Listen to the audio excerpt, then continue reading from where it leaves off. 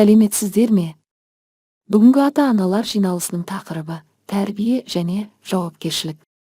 Мақсаты отбасы мен мектептің өзара серіктестігін күшейту арқылы баланың тәрбиесі мен дамуына ортақ жауапкершілікті қалыптастыру.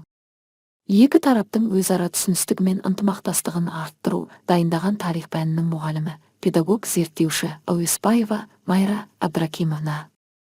Негізгі идея: тәрбие бірлескен іс.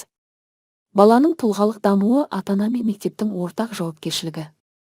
Бұл тек бір тараптың ғана емес, екі жақтың да белсенді қатысуын талап ететін күрделі процесс.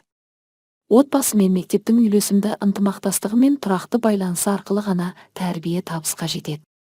Әрқайсысының өзіндік рөлі бар, бірақ олар бір-бірін толықтырып, бір тұтас жүйе құрайды. Отбасының рөлі үйдегі тәрбие негізі. Отбасы баланың алғашқы ұстазы.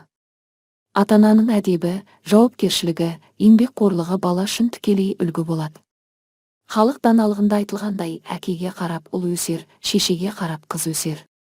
Бұл тәрбиедегі отбасының орны ерекше екенін көрсетеді. Эмоциялық қолдау.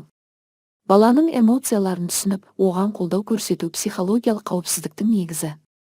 Отбасындағы жылы қарым-қатынас, сенімділік пен сүйіспеншілік баланың өзіне деген сенімділігін арттырып, дұрыс бағытта дамуына ықпал етеді.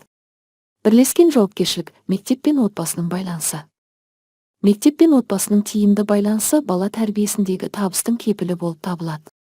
Бұл байланыс үнемі нығайып отыруы тиіс. Үнемі байланыс сынып жетекшісі мен ата-аналар арасындағы тұрақты кездесулер, жиналыстар және жеке әңгімелер арқылы баланың даму барысы туралы ақпарат алмасу. Қиындықтарды бірге шешу, баланың мінез-құлқындағы немесе оқу үлгеріміндегі кез келген қиындықтарды мектеп пен ата-ана бірлесіп талқылап, шешім қабылдау. Баланың үйірмелерге қатысуын бақылап, қызығушылығын қолдау. Практикалық кеңестер ата-аналарға. Бірінші, күн тәртібін ұйымдастыру. Баланың күн тәртібін дұрыс ұйымдастыру, уақытылы ұйықтау мен тамақтануды қамтамасыз ету, оның денсаулығы мен оқу үлгерімінің негізі. Тұрақты режим баланың сабаққа зейінін шоғырландыруға көмектеседі. Екінші, үй тапсырмасын бақылау. Баланың үй тапсырмасын орындауын бақылау және оған ынталандыру оқуға деген қызығушылығын арттырады. Көмек қажет болған жағдайда қолдау көрсетіп, оның жетістіктерін мадақтау маңызды. Үшінші, баламен ашық сөйлесу, оның пікірін тыңдау және қолдау өзара сенімді қарым-қатынас орнатуға септігін тигізеді.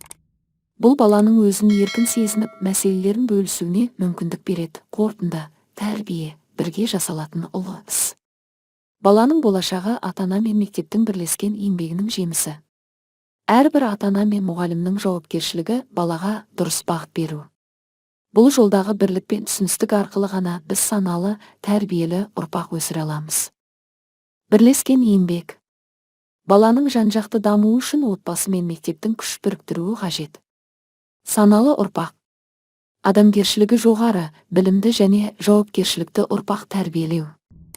Әрбір балаға салынған тәрбие, жарқын болашаққа жасалған инвестиция. Назарларыңызға рахмет.